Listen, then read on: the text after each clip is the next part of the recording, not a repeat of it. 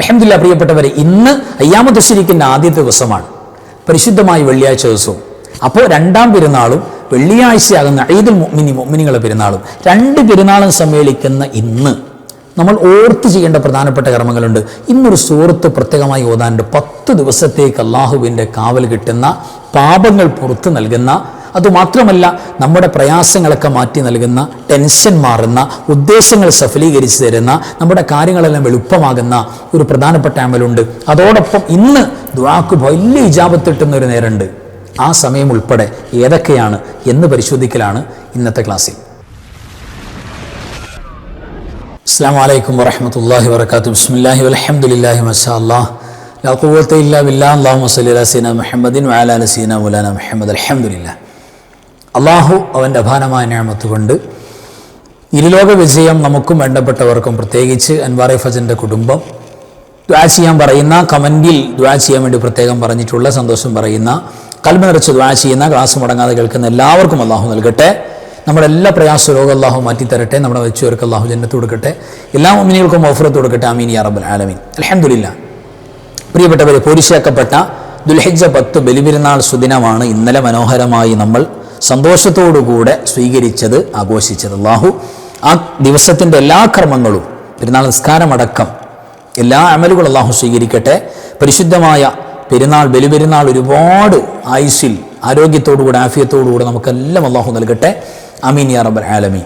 അൽഹംദുലില്ലാഹ്. നമ്മുടെ രണ്ടാം പെരുന്നാളിൻ്റെ, അതായത് പരിശുദ്ധമാക്കപ്പെട്ട പെരുന്നാളിൻ്റെ ചേർന്ന് വരുന്ന ദുൽഹിജ്ജ 11, 12, 13 3 ദിവസങ്ങൾ അയ്യാമു തശ്രീഖ് എന്ന് പറയും.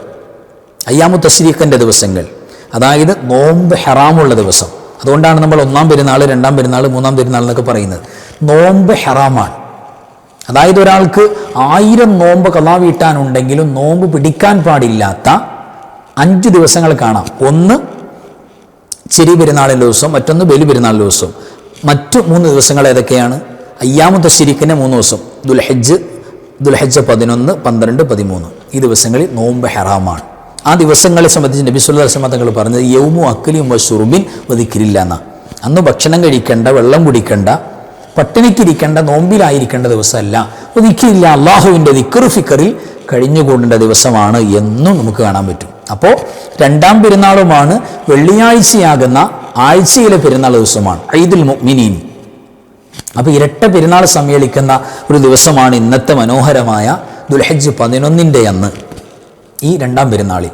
ഈ ദിവസത്തിൽ പ്രിയപ്പെട്ടവരെ, പരിശുദ്ധമായ വെള്ളിയാഴ്ചയാണല്ലോ, അതുകൊണ്ട് കഴിവിൻ്റെ പരമാവധി നോമ്പുമില്ല, നമുക്ക് നോമ്പൊന്നുമില്ല, റാഹത്തായിട്ട് ഭക്ഷണം കഴിച്ച്, വെള്ളം കുടിച്ച്, പ്രത്യേകിച്ച് ബലിമാംസങ്ങളൊക്കെ കഴിച്ചിട്ട് അത്യാവശ്യം നല്ല ആരോഗ്യത്തോടുകൂടെ കർമ്മങ്ങൾ മാക്സിമം ഇന്നത്തെ പുണ്യമായ ദിവസത്തിൽ പുണ്യകർമ്മങ്ങൾ, അതിലേറ്റവും പ്രധാനപ്പെട്ടതാണ് അൽ കഹ്ഫ് സൂറത്ത്.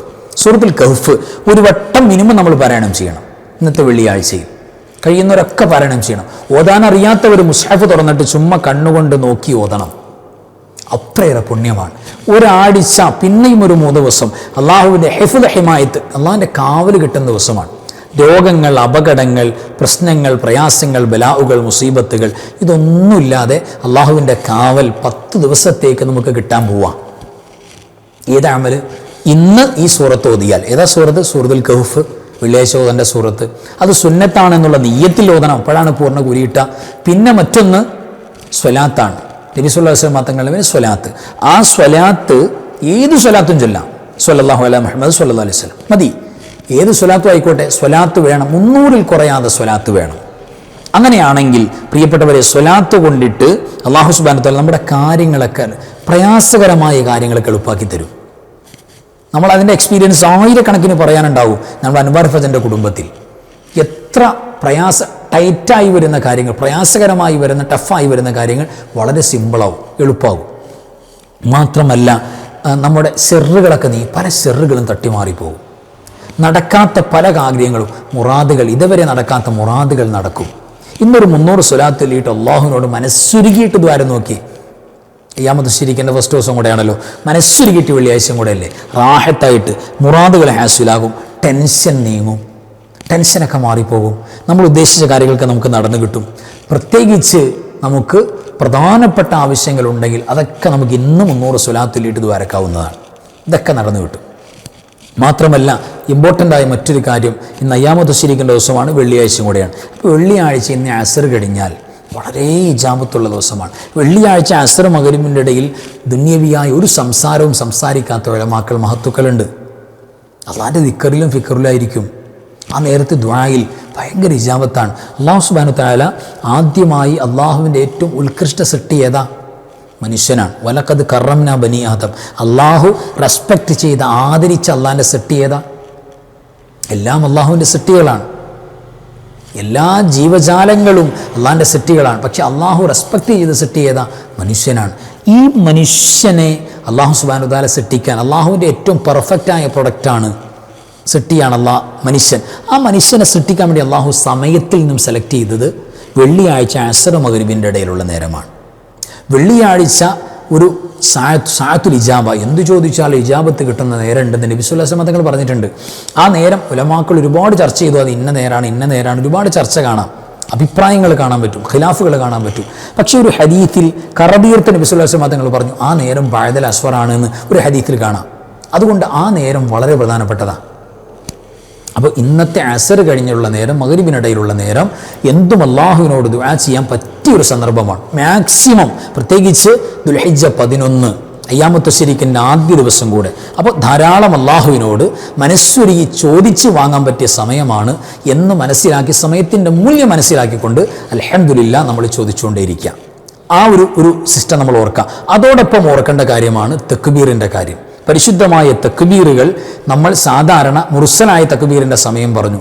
എപ്പോൾ മുതലാണ് മുർസലായ തക്ബീറിൻ്റെ സമയം എന്ന് പറയുന്നത്? പെരുന്നാൾ രാവിൻ്റെ ആ രാവ് പ്രവേശിച്ചത് മുതൽ, ബലിപെരുന്നാളിൻ്റെ രാവ് പ്രവേശിച്ച് അറഫയുടെ നോമ്പ് തുറന്നത് മുതൽ പെരുന്നാൾ നിസ്കരിക്കുന്നത് വരെ, കൈകെട്ടുന്നതിന് മുമ്പ് വരെ എപ്പോഴും എവിടെ വെച്ചും എല്ലാവർക്കും ചെല്ലാനുള്ളത്. പിന്നെയുള്ളത് മുഖയ്യദായ സമയബന്ധിതമായ തക്ബീറാണ്. അത് എവിടെ തുടങ്ങി?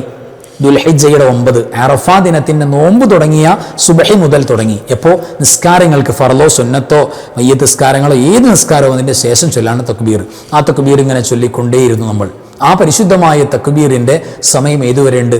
അയ്യാമു തശ്രീഖിൻ്റെ 3 ദിവസം തീരുന്നവരെ. അതായത് ഇന്ന് ദുൽഹിജ്ജ 11, നാളെ 12, 13, മറ്റന്നാൾ അസർ തീരുന്നവരെ, അതായത് മഗ്‌രിബിന് മുമ്പുള്ള സമയം വരെ എല്ലാ നിസ്കാരങ്ങൾക്ക് ശേഷം മാത്രം സജീവമായി നടക്കണം. തക്ബീറുകൾ പാപങ്ങൾ കരിച്ചു കളയുന്ന അമലാണ് എന്ന കാര്യത്തിൽ കാണാം. അപ്പോൾ ആ പുണ്യമായ കർമ്മം കൂടെ ഓർത്ത് നമ്മൾ ചെയ്യേണ്ട ദിവസം കൂടെയാണ്. അൽഹംദുലില്ലാ, പരിശുദ്ധമായ 1-ാം പെരുന്നാളിൻ്റെയും 2-ാം പെരുന്നാളിൻ്റെയും 3-ാം പെരുന്നാളിൻ്റെയും എല്ലാ ബറക്കത്തും സ്വീകരിക്കാൻ പറ്റുന്ന, പുണ്യങ്ങളൊക്കെ സ്വൈത്തമാക്കാൻ പറ്റുന്ന ദുൽഹജ്ജ് കൊണ്ട് ഹജ്ജിനും ഉംറക്കും പോകാനും അള്ളാഹുവിൻ്റെ സ്വർഗ്ഗത്തിൽ പോകാനും അള്ളാഹു നമുക്കതിനുള്ള സൗഭാഗ്യം തുറന്നു നൽകട്ടെ.